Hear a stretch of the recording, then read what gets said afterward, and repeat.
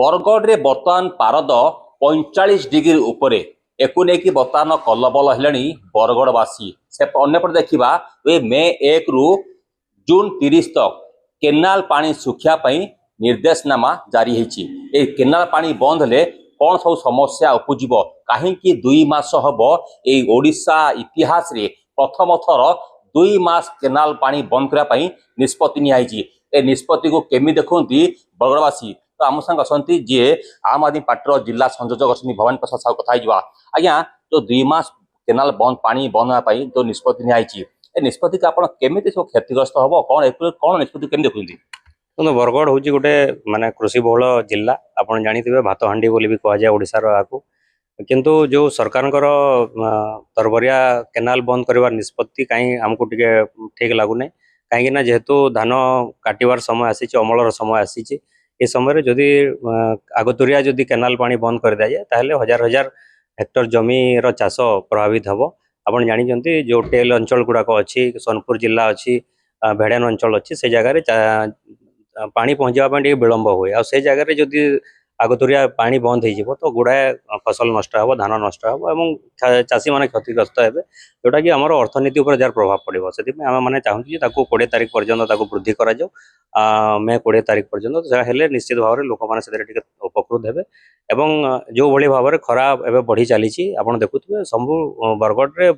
40 degree उपर temperature अच्छी गत काली 43 डिग्री टेम्परेचर था समस्ते पूरा त्राही त्राही माने भजुचंती एवं जो हिसाब से सरकार तरफ प्रस्तुति हवा कथा सेटा कहीं आमको देखा जाऊनी कौन सी जगह जल छतर व्यवस्था नहीं कौन सी ट्राफिक पोस्ट छाउनी व्यवस्था नहीं तो लोक मैंने केमिति याकू मुकाबला करेंगे सरकार जदि प्रशासन जदि न लगे सरकार प्रशासन तरफ जदि प्रस्तुति न हो ये जो खरार मुकाबला तो साधारण लोक मैंने कुआड़े जी कौन करेंगे से भाया जो प्रकार जबरदखल उच्छेद होती साधारण गरीब लोक मान भूमिहीन लोक मान जो तलांत करा ठीक जिनस नुहे समस्त को बचार रही केनाल केनाल पानी सुखे आप जानी आम भी जाचु 2 मास केनाल पानी सुखा ये ओडिशा इतिहास प्रथम ये 2 मास केनाल सुखापी कौन जो उन्नतमान कार्य करते तोर सत नहीं एक्चुअली देखो यहाँ तो बिल्कुल माने जदि देखिए पानी जो प्रबंधन कथा कहते एवं जो केनाल रिपेयरिंग कथा कहते सेटा ठीक कथा किंतु जो आगतुरिया भाव में ये जो केनाल प्रथम मालिकाना हूँ चाष जमी को केनाल पानी पहुँचवा कथा तो जदि सेटा ठीक से न पहुँचब और चाषी मान जदि से क्षतिग्रस्त हे सेटा केमती ये करवा आउ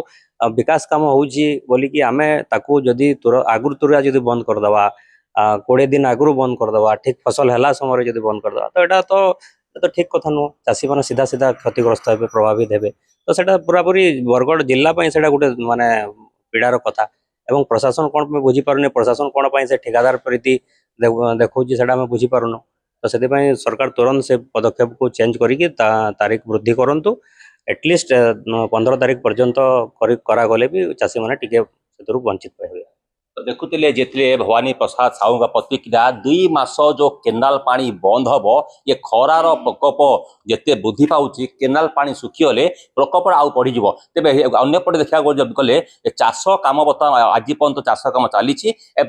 जेहेतु प्रोक्योरमेंट आरंभ होनी एवं धान कटा आरंभ होनी पानी भी